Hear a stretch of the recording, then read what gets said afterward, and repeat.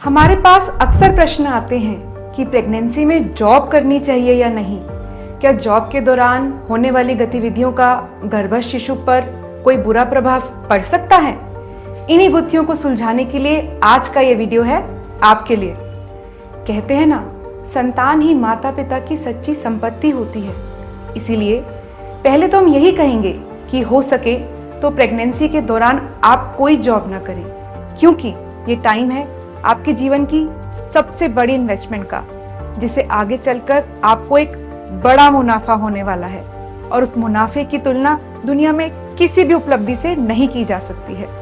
कोई भी सफल उद्योगपति अपनी पूंजी को इधर उधर नहीं रखता, तिजोरी में रखता है और उस तिजोरी को भी संभाल कर ऐसे कमरे में रखता है जहां सबकी नजर नहीं पड़ती। ऐसे ही आपका गर्भस्थ शिशु आपकी पूंजी है, आपकी तिजोरी आपका गर्भ है। उसे आप ऐसे वैसे नहीं रख सकते, उसका ख्याल रखना आपकी ही जिम्मेदारी है। हम ये मानते हैं कि महंगाई के इस दौर में परिवार और परिवार की आर्थिक परिस्थितियों के चलते प्रेगनेंसी में जॉब करना कभी कभी जरूरी हो जाता है। तो यदि आप भी अपने जीवन में ऐसे ही किसी दौर से गुजर रही हैं तो निराश मत होइए। बस आपको जरूरत है थोड़ा सा एक्स्ट्रा केयरफुल होने की। आज हम आपको बताएंगे कि प्रेगनेंसी में कोई भी जॉब चुनते समय किन किन बातों का ध्यान रखना है, और यदि आप पहले से ही कोई जॉब कर रही हैं तो जॉब के दौरान आपको खुद को और अपने बच्चे को कैसे स्वस्थ रखना है और कैसे एक परफेक्ट टाइम मैनेजमेंट से आप अपने बच्चे के प्रति अपने सारे दायित्व निभा सकती हैं। यदि आप पूरी तरह से स्वस्थ हैं, आपने एक नॉर्मल प्रेगनेंसी कंसीव की है, कोई कॉम्प्लिकेशन भी नहीं है या रिसेंटली कोई मिस्ड अबॉर्शन नहीं हुआ है, तो आप जॉब कर सकती हैं।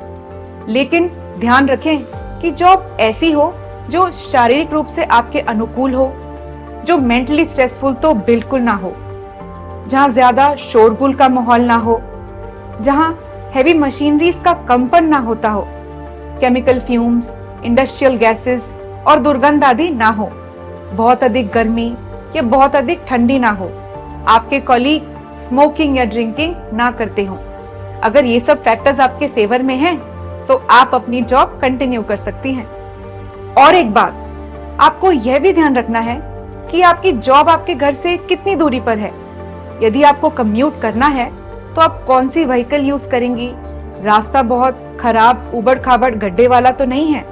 अगर है तो आप वो जॉब अवॉइड करें, क्योंकि ये आपके अनबॉर्न बेबी के लिए बिल्कुल सेफ नहीं होगा।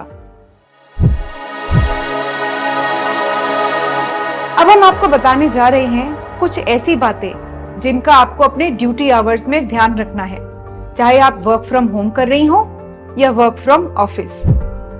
और अगर आपने अभी तक हमारे चैनल को सब्सक्राइब नहीं किया है तो अभी कर ले।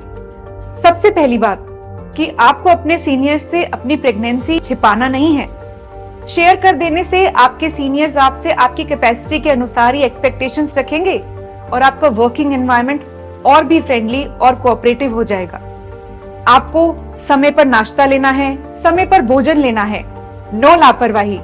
सब्जियां, सलाद, फल, फलों का जूस, नारियल पानी, मखाने आदि ये सब इजी टू कैरी चीजें हैं जो आप वर्किंग आवर्स में भी ले सकती हैं।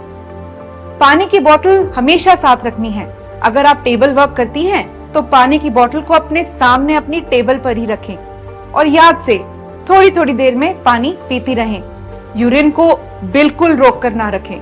हर 1-2 घंटे में छोटे छोटे ब्रेक्स लेते रहें। थोड़ा चलना फिरना, थोड़ी स्ट्रेचिंग, थोड़ी देर के लिए पैर ऊंचे रखकर गहरी श्वास लेकर आंखें बंद करके रिलैक्स बैठें। इससे आपके गर्भ में पल रहे शिशु को बहुत रिलैक्स फील होगा। एक ही पोजीशन में ज्यादा देर तक बैठे रहना या लगातार खड़े रहना अवॉइड करें। अगर आपका सिटिंग जॉब है तो चेयर भी आरामदायक रखें। कमर के पीछे कुशन का उपयोग जरूर करें। पैरों के नीचे फुटरेस्ट रखें। बार बार पैर बदलते रहें। अपने लैपटॉप या सिस्टम से पर्याप्त दूरी बनाकर रखें, क्योंकि इनसे निकलने वाली रेडिएशंस गर्भ के लिए हानिकारक हो सकती हैं। जॉब पर जाते समय भारी बैग लेकर नहीं जाएं, भारी वजन नहीं उठाएं। कुछ उठाना भी है तो अपने घुटनों से झुकें कमर से नहीं झुके। कपड़े हमेशा कंफर्टेबल पहने, हाई हील्स तो बिल्कुल नहीं पहने। लिफ्ट है तो सीढ़ियों की बजाय लिफ्ट का ऑप्शन चुने। लेट हो जाएंगे कोई बात नहीं, लेकिन इस समय तेजी से चलना दौड़ना बिल्कुल भी सुरक्षित नहीं है। जॉब है, ऑब्वियसली थकान ज्यादा होगी, तो नींद भी पर्याप्त लें। कम से कम 6 से 7 घंटे सोने का टारगेट रखें। बाईं करवट सोना या आराम करना ज्यादा रिलैक्सिंग होगा। डे टू डे कामों की लिस्ट बनाएं, प्रायोरिटी वाइज काम करने की आदत डालें। डेडलाइंस, कमिटमेंट्स और टारगेट्स को लेकर स्ट्रेस ना लें, क्योंकि चिड़चिड़ापन, गुस्सा आपके शिशु के बौद्धिक विकास के लिए नुकसानदेह हो सकता है। अक्सर देखने में आता है कि ऑफिस में या कलीग सर्कल में बिन जरूरी गपशप बहुत होती है, उससे बचे। किसी की निंदा, आलोचना या दोषों की चर्चा में तो बिल्कुल शामिल ना हो, क्योंकि इस तरह की नेगेटिविटी आपके बच्चे पर बुरा असर डाल सकती है। जब भी समय मिले अपने बच्चे को अपना प्यार भरा स्पर्श देते रहें, उससे बातें करते रहें, ताकि वो कभी अकेला महसूस ना करे। छोटे छोटे इंस्पिरेशनल और मोटिवेशनल साहित्य अपने पर्स में रखें, जैसे भगवत गीता, जीवन रसायन, मधुर व्यवहार आदि। आप खुद भी पढ़ें और अपने बच्चे को भी सुनाएं। ईयरफोन्स लगाकर सत्संग, कीर्तन, शास्त्रीय संगीत, संस्कृत श्लोक सुनना, बोलना और गर्भ संवाद करना ना भूलें, क्योंकि प्रेगनेंसी का एक एक क्षण बहुत महत्वपूर्ण है। और सबसे जरूरी बात, घर का काम घर पर और ऑफिस का काम ऑफिस तक सीमित रखें। मातृत्व जीवन का मात्र एक पड़ाव नहीं है, अपितु एक लंबी साधना है। जिस प्रकार सत्य के जिज्ञासु को अपना सारा ध्यान, सारी चेतना अपने लक्ष्य पर केंद्रित करनी होती है, तभी वह सत्य को उपलब्ध हो सकता है। उसी प्रकार गर्भावस्था के दौरान एक माँ को अपना सारा समय, सारा ध्यान अपने उस शिशु को देना चाहिए जो आगे चलकर उसके जीवन का सबसे सुदृढ़ आधार बनने वाला है। ये एक माँ का कर्तव्य भी है और गर्भ में पल रहे उस शिशु का अधिकार भी। आशा करते हैं कि हमारे इस वीडियो से आपको अपने कई प्रश्नों के उत्तर मिले होंगे। यदि हाँ, तो कमेंट बॉक्स में हमें जरूर बताएं। अगर आपके मन में और भी कोई प्रश्न हो तो आप हमसे संपर्क कर सकते हैं। फिर मिलेंगे नई जानकारियों के साथ, तब तक के लिए नमस्कार। अधिक जानकारी के लिए संपर्क करें महिला उत्थान मंडल द्वारा संचालित दिव्य शिशु गर्भ संस्कार केंद्र, संत श्री आशाराम जी बापू आश्रम, अहमदाबाद।